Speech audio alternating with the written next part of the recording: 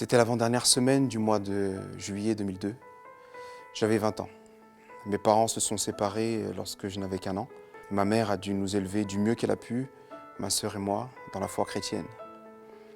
En observant la relation de certains privilégiés avec leur père, je me suis demandé ce qu'aurait été ma vie si j'avais eu mon père à la maison. Car mon père, je ne le voyais que de temps en temps. On ne se connaissait pas. On ne se connaissait pas vraiment. Il ne m'a jamais ouvert son cœur afin que je puise de son expérience les leçons qu'il aurait apprises. En fait, nous avions eu très peu d'échanges qui se résumaient ainsi. Il signait mon livret scolaire, me donnait de l'argent de poche et faisait preuve de sévérité quand il le fallait. Après avoir prié Dieu et avoir ressenti son amour, j'avais soif de changement dans toute ma vie et plus particulièrement dans ma relation avec mon père. Et je me disais, je me souviens avoir dit à ma mère que je voulais avoir une vraie relation père-fils. Et au final, avec le soutien de celle-ci et d'autres personnes, j'ai décidé de renouer avec ma famille paternelle que j'avais perdue de vue depuis une dizaine d'années.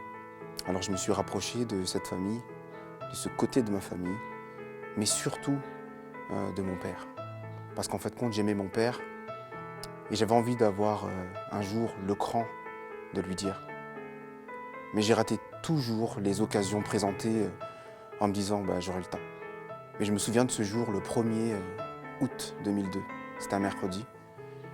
J'étais en visite chez mon oncle, le frère de mon père, avec qui il entretenait de bons rapports.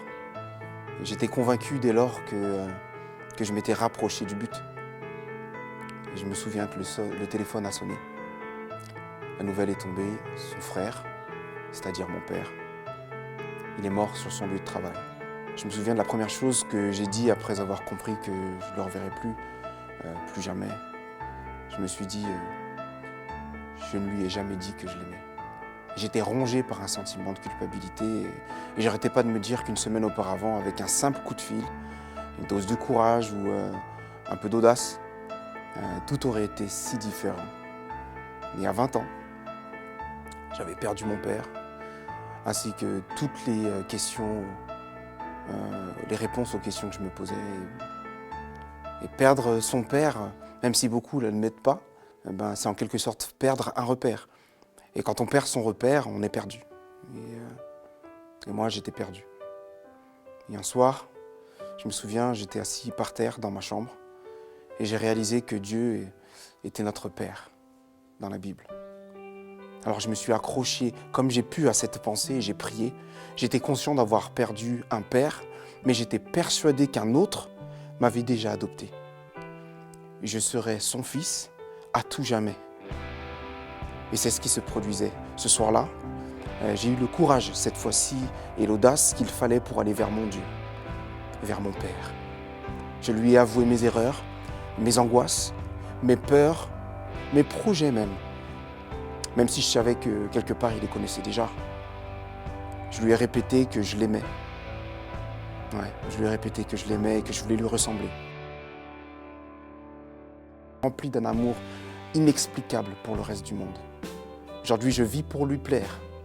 Et chaque jour, à mesure que je grandis, c'est un peu plus de lui que l'on reconnaît dans mon caractère. Grâce à lui, je sais d'où je viens et je sais où je vais. Alors écoute, si comme moi, ton père est parti pour une raison ou une autre, ou s'il est bien vivant mais pourtant si distant, il te faut trouver le bon repère. Pour ma part, le jour où je l'ai trouvé fut également le jour où j'ai enfin découvert qui je suis.